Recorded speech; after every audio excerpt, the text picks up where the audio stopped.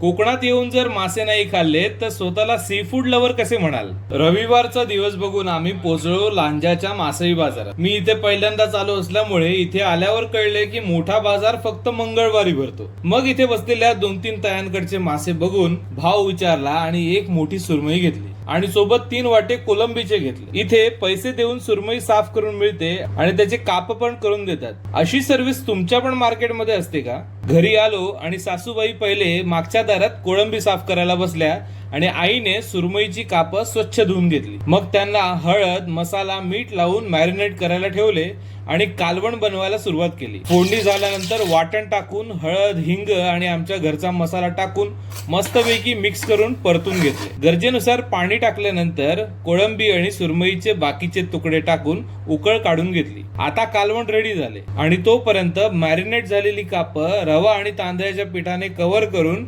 खरपूस तळून घेतली. शेवटी चपाती आणि भातासोबत या सुरमई आणि कोळंबीचा आस्वाद घेतला. कोकणातले असेच व्हिडिओ बघण्यासाठी आम्हाला फॉलो आणि सबस्क्राईब करा. शेवटी ते बोलतात ते खरं आहे ना.